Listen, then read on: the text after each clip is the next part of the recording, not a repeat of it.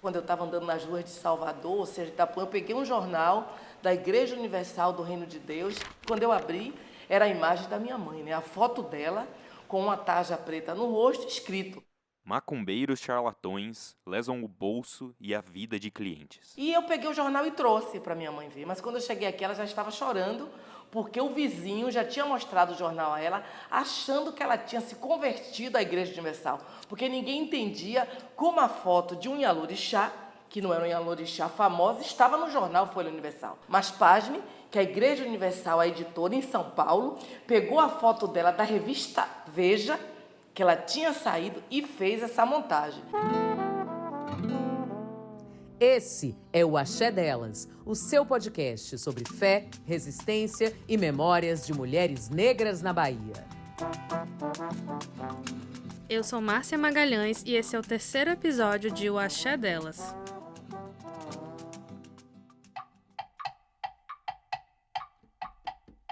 No episódio 1, eu falei sobre onde tudo começa em uma conversa com duas mulheres de axé que fazem parte de dois dos primeiros terreiros do Brasil.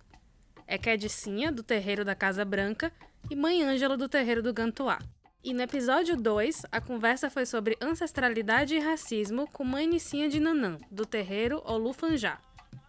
Se você ainda não ouviu, recomendo fortemente que depois daqui volte aos episódios 1 e 2 para conhecer mais dessas mulheres e de nossas próprias histórias. Mas hoje a gente vai conversar com Mãe Jaciara e a Lorixá do terreiro Axé Abaçá de Ogum. Episódio 3, o próprio Ebó com Mãe Jaciara. Você já entrou em um terreiro de candomblé? Como você imagina que seja? Eu tô no bairro de Itapuã, em Salvador, na Bahia, em frente a um terreiro pela primeira vez. É uma casa de fachada branca, com uma placa em que está escrito Ilê Axé Abaçá de Ogum. Vim aqui conversar com Mãe Jaciara. Oi, Márcia, tudo bem? Essa é Mãe Jaciara. Ela abre a porta, diz pra eu ficar à vontade e sai quase que correndo para que eu não a veja antes que acabe de se arrumar. É mesmo uma mulher de Oxum, o orixá associado à beleza e à vaidade. Os orixás são divindades cultuadas nas religiões afro-brasileiras, como o candomblé. Eles representam forças da natureza e cada um tem sua própria personalidade, cor, saudação, comida, ritual e histórias. Cada pessoa tem um orixá que rege sua cabeça, guiando seus caminhos espirituais e sua forma de estar no mundo. Como eu não sei o quão familiar a tradição de terreiro é para você, vou te dar um resuminho sobre alguns dos orixás. Escuta só. Oxum é a divindade das águas doces, da fertilidade, da beleza e do amor. É a mãe que acolhe e ensina a delicadeza. Xangô é o senhor do trovão e da justiça, representa a sabedoria e o equilíbrio nas decisões. Iansã é o orixá dos ventos e tempestades, associado ao movimento, à transformação e à coragem. Ogum é o guerreiro e senhor do ferro, representa a luta, a tecnologia e os caminhos abertos. Nanã é a mais velha dos orixás, senhora da lama e da ancestralidade, ligada ao ciclo da vida e da morte. E Exu é o mensageiro entre os mundos, dono das encruzilhadas, da comunicação e do movimento. Mas voltando aqui para o terreiro, quando Mãe Jaciara abre a porta, o que eu encontro é um quintal amplo, em que do lado direito há ibás. Os ibás são altares sagrados dedicados aos orixás, onde se faz oferendas, rezas e saudações. Neles ficam objetos que representam as divindades, como pedras sagradas, ferramentas, folhas, água, alimentos e outros símbolos. Depois dos ibás, seguindo em frente, vejo outra porta. Como chama esse espaço aqui, Samara? Aqui é o barracão. Essa é Samara, uma frequentadora da casa que veio ajudar a Mãe Jaciara com a entrevista. Do lado de fora de uma porta que está aberta e tem uma espécie de cortina de palha, vejo o barracão, um salão onde acontecem os ritos, como as festas para os orixás. O chão é de azulejo e no teto tem tecidos brancos atravessando o espaço. Ele tem 3 paredes brancas decoradas com quadros de fotos e uma outra que chama atenção por uma pintura, a de Oxum. O orixá das águas doces está segurando um espelho e, como uma mãe, acolhe quem chega. Olhando de frente, logo se vê os atabaques, cobertos com panos bordados de renda e enfeitados com tecidos coloridos em verde e amarelo. São 3 tambores dispostos em uma espécie de pequeno altar de madeira que está embaixo de uma cobertura com telhas, passando a sensação de estarem protegidos. Do lado esquerdo, na parede que tem a pintura de Oxum, há 3 tronos imponentes de madeira esculpida e ornamentados com tecidos azuis e detalhes dourados. Te deixei curioso? Você pode ver as fotos do barracão no site do podcast, que está bem aqui na descrição desse episódio. Dá um pulo lá quando acabar de escutar nossa conversa. Mas eu ainda prestava atenção aos detalhes do barracão quando começou a chover muito. Olha a chuva. Você não entrou no terreiro por quê? Mãe Jaciara voltou, e eu fiquei com vergonha de dizer a ela, mas vou contar pra você. Não entrei no barracão porque não sabia se deveria. O mistério do sagrado no candomblé me deixa um pouco intimidada, mas é uma intimidação não no sentido de medo, e sim de receio de parecer desrespeitosa ou invasora de um espaço que nunca frequentei. Tipo abrir a geladeira da casa dos outros, sabe? Só que um dia teve gente que entrou aqui, sem receio e sem pedir licença. A mãe Gilda foi morta dentro dessa casa. Você está dentro de um terreiro onde invadiram, bateram com a Bíblia na cabeça dela. Ela saiu, teve um infarto fulminante e botou dentro de um caixão. Mãe Gilda de Ogum era Gildásia dos Santos e Santos, a mãe biológica de Mãe Jaciara, a mesma pessoa sobre a qual Mãe Jaciara falava na abertura desse episódio, quando contou que se deparou com o jornal da Igreja Universal do Reino de Deus, em que estava estampada uma foto com a tarja preta no rosto, acompanhada da frase: Macumbeiros charlatões lesam o bolso e a vida de clientes. Lembrou? A foto era de Mãe Gilda, a fundadora e então Ialorixá desse terreiro em que estamos, o Ilê Axé Abassá de Ogum. E essa não foi a única violência pela qual ela passou. Ela foi vítima de violências religiosas físicas e verbais, inclusive dentro do seu próprio terreiro, que resultaram em um infarto fulminante que tirou sua vida aos 65 anos, no dia 21 de janeiro de 2000. Minha mãe morreu por conta do racismo, a intolerância religiosa. Então, eu não sou uma mulher preparada do movimento negro, não tenho nenhuma formação acadêmica, mas entendi que a dor da minha mãe me deu um posicionamento de lutar pela imagem dela. Eu sou uma mulher que eu não luto só pela história de Mãe Gilda, né? A minha luta é uma luta para o povo de Candomblé. Meu nome é Jaciara Ribeiro, sou uma filha de Oxum, sou Ialorixá do terreiro Axé Abassá de Ogum, aqui no estado da Bahia. E eu acho que foi uma escolha da ancestralidade para eu estar aqui, né? Apesar de uma história não muito agradável, que foi a morte da minha mãe. Depois da morte de Mãe Gilda, quem assumiu a liderança do terreiro foi Mãe Jaciara. Ou seja, ela passou a ser a Ialorixá da casa, a mãe de santo responsável por guiar a comunidade. Então eu perguntei a ela como funciona essa sucessão no candomblé. A Ialorixá já escolhe alguém para seguir seus passos? Esse lugar é sempre passado de mãe para filha? Quem decide? Na verdade, o candomblé ela é uma religião guiada pela ancestralidade, é o oráculo, né? O oráculo é um meio de comunicação com o sagrado, a maneira como se consulta os orixás e os ancestrais para receber orientações, conselhos e respostas espirituais. No candomblé, existem diferentes formas de oráculo, como, por exemplo, o jogo de búzios. Tem terreiro de candomblé que já inicia uma criança ou alguém, o próprio orixá da casa, Ogum, no caso aqui, o Ogum da minha mãe, poderia ter apontado, olha, seria essa filha. E também tem casas que têm algumas particularidades, que só quem senta na cadeira são herdeiros consanguíneos ou filhos da casa, mas tem um jogo, né? Sempre se chama um babalaô ou um babalorixá mais velho para jogar. Babalorixá é o sacerdote do candomblé responsável por conduzir os rituais, zelar pelo axé da casa e guiar espiritualmente os filhos de santo. Assim como a Ialorixá, o Babalorixá tem papel fundamental na manutenção dos saberes ancestrais e no cuidado com a comunidade religiosa. Depois que a Ialorixá é a mãe da casa, né? Vai para Orum, Orum é céu, ou seja, quando a pessoa morre, né? sai desse plano astral e vai para outro, sempre já se tem uma pessoa preparada. Eu já venho de um processo de 25 anos. Eu não tenho tempo de ler um livro. Eu tenho um livro, Um Defeito de Cor, que é imenso. Eu só li a primeira página, porque não dá tempo, porque eu tenho que ter tempo para estar aqui falando sobre isso. Tem só alguns minutos que tô com mãe Jaciara e já deu para perceber que ela é uma pessoa bastante atarefada. História. E aí vou para Brasília amanhã. Estou montando uma aula para 24 médicos do SUS sobre o poder da folha na Fiocruz. Como você imagina que seja o dia a dia de um Ialorixá? Confesso que eu não tinha muita ideia. Sabia que no terreiro se organizavam festas, tinham os ritos, mas eu não tinha ideia do quão cheia é a agenda dessas mulheres. Além das obrigações do terreiro, elas participam de eventos com a sociedade em geral, fazem reuniões com o poder público, mobilizam ações na comunidade e muito mais. E ainda acham tempo para conversar com pessoas como eu.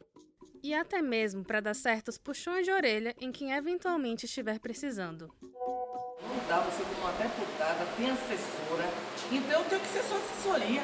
Como é que você é uma mulher preta, anda nas lutas de terreiro e não fez uma nota? Dá tempo ainda, né? Você coloca lá, né? Reverenciando a ancestralidade do centenário de Mãe Estela. Eu mando aí até um modelo. Cadê a sua assessora? Eu vou ligar para ela. Porque você tá aí na mídia e não pode ser uma mídia só na hora de apagar o fogo, não, desculpa. Bom, esse foi um áudio que mãe Jaciara estava gravando para uma deputada. Ela estava falando sobre como era inadmissível que ela, a deputada, não tivesse se manifestado sobre a comemoração do centenário de Mãe Estela de Oxóssi, que tinha acontecido no dia anterior. Mãe Estela foi uma das mais importantes Ialorixás do Brasil e comandou o terreiro Ilê Axé ao Poafonjá por mais de 40 anos aqui em Salvador. Ela escreveu e publicou 9 livros e fez parte da Academia de Letras da Bahia. Morreu aos 93 anos, em dezembro de 2018. Em abril de 2019, a Prefeitura de Salvador inaugurou uma escultura em homenagem a ela, colocada em uma avenida que leva o nome da própria Mãe Estela. Mas em setembro do mesmo ano... O monumento à Mãe Estela de Oxóssi, uma das mães de santo mais importantes do país, que nos deixou há pouquíssimo tempo, foi mais uma vez vítima de vandalismo. E não parou por aí. Pouco mais de 3 anos depois, em dezembro de 2022... A Polícia Civil da Bahia está investigando um caso de intolerância religiosa. Uma escultura de Mãe Estela de Oxóssi foi incendiada nesta madrugada lá em Salvador. Algo parecido aconteceu com Mãe Gilda, ela mesma, a mãe de Mãe Jaciara. A mesma pessoa que morreu após ter sido vítima de ataques de intolerância religiosa no Jornal da Igreja Universal do Reino de Deus e depois em seu próprio terreiro. Em 2014, depois que ela morreu, foi colocado um busto em sua homenagem no Parque do Abaeté, aqui mesmo no bairro de Itapuã, em Salvador. Mas... mesmo com o busto dela inaugurado há 10 anos, ele foi violado 2 vezes. Antes da pandemia, em 2016, o homem foi lá e quebrou. E na pandemia, um momento pandêmico de morte e de dor, um homem negro sai da igreja e diz que Deus mandou quebrar e tocar fogo no busto de Mãe Gilda.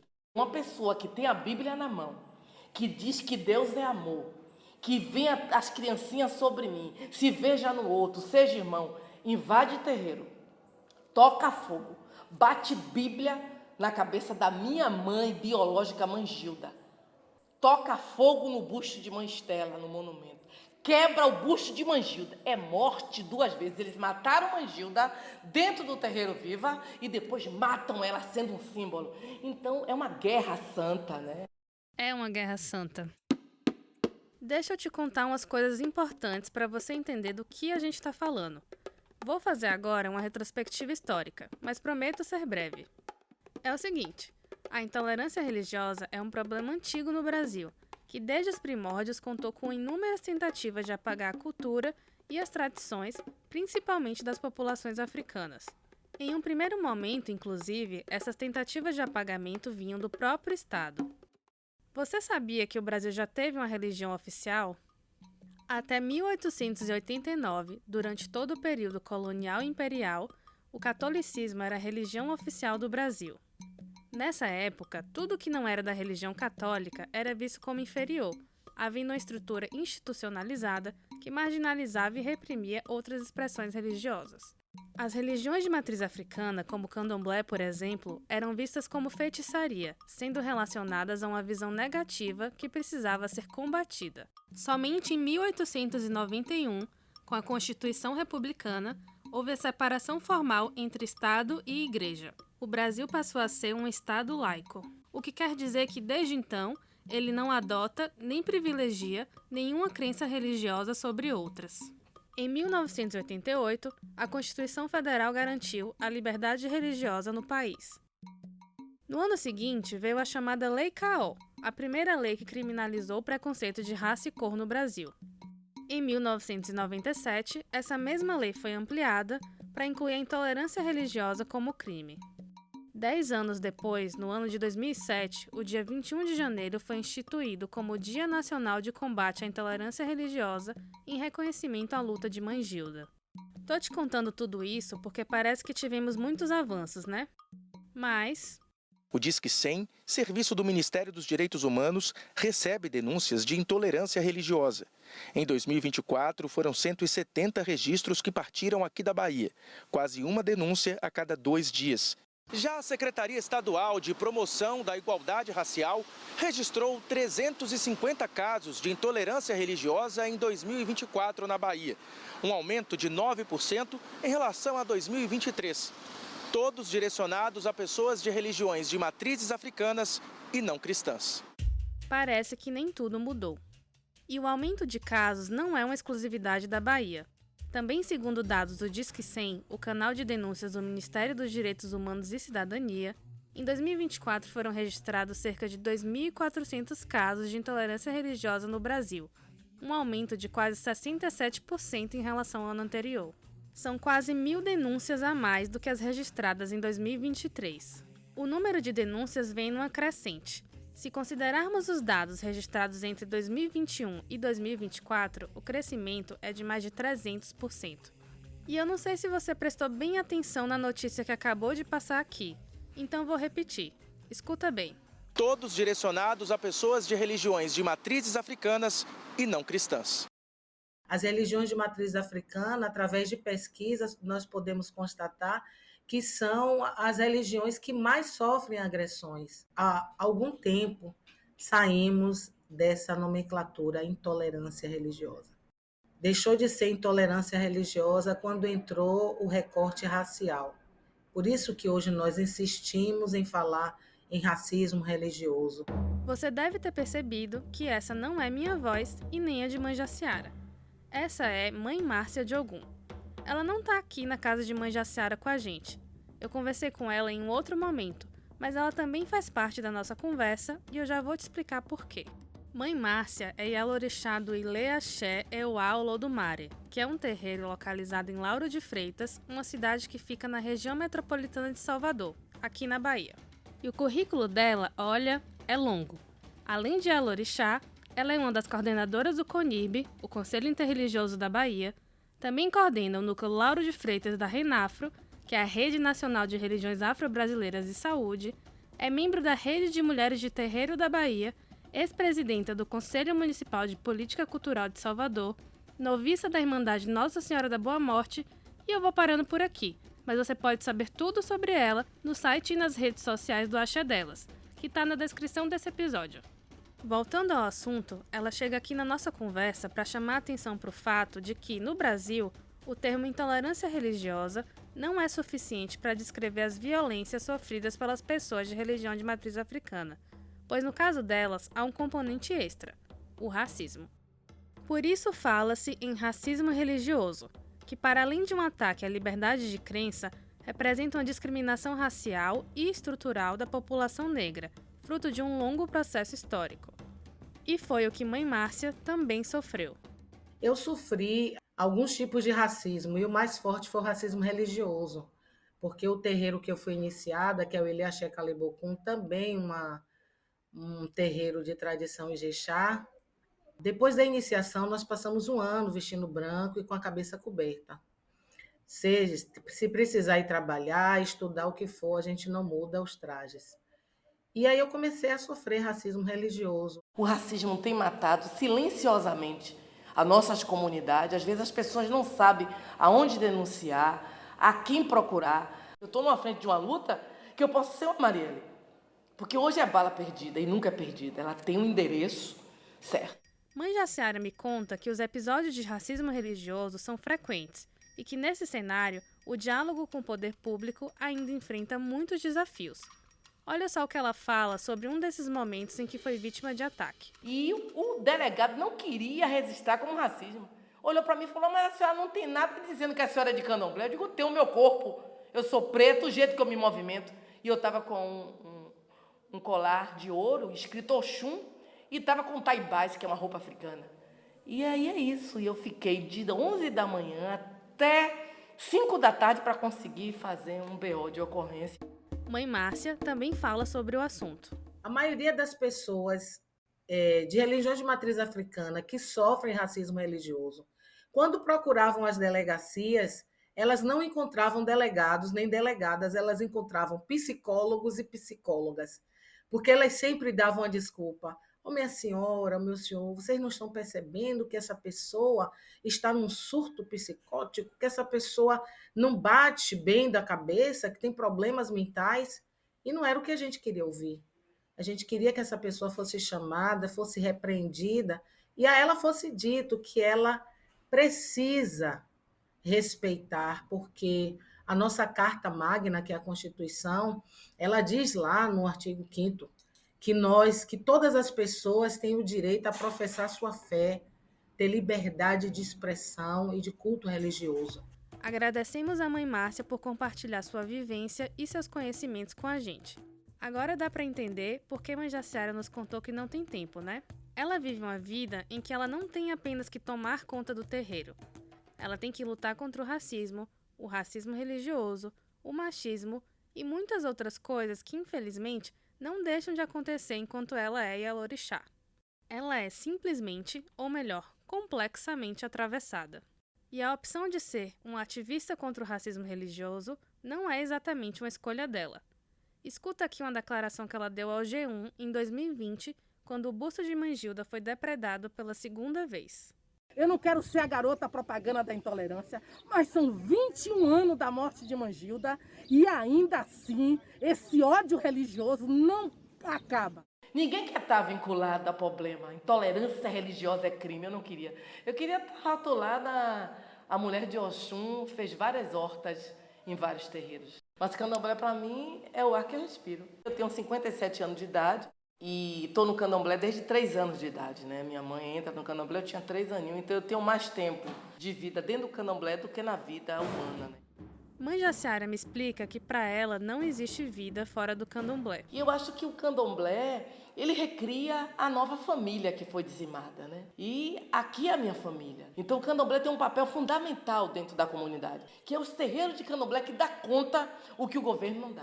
É aqui que a gente tem o motorista para socorrer a mulher quando está violentada. É aqui que a mãe de santo é a psicóloga, quando, mesmo sem uma formação acadêmica, quando a mulher tem um filho que morreu porque as drogas foram cooptadas. Aqui no terreiro, a gente é do corre. Nos Estados Unidos, o policial enforcou, matou um negro, aqui também mata todo dia. Então a gente chega no presídio, aí a gente se assusta, porque parece que você foi para a senzala ver as mulheres negras pretas, trancadas, sem direito a nem ter o poder de dançar. E aí eu chego quebrando paradigmas, né? Estando na Secretaria de Política para as Mulheres, eu levo a música para dentro do presídio, porque eu ficava inquieta. Inquieta porque eu só ia do presídio no dia 8 de março. Eu pergunto para ela, então, o que ela acha que mudou depois de 25 anos da morte de Mangilda. Ela me fala da importância da criação do Dia Nacional de Combate à Intolerância Religiosa, o papel fundamental da educação e destaca uma coisa em especial. Mas eu acho que o que mudou mesmo foi a denúncia.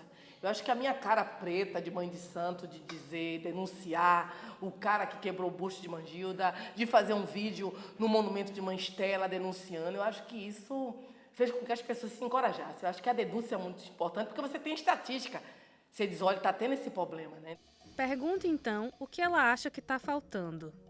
E o que eu acho que poderia mudar mais é realmente ter projetos e políticas públicas e que desse um manual de orientação para esses fundamentalistas.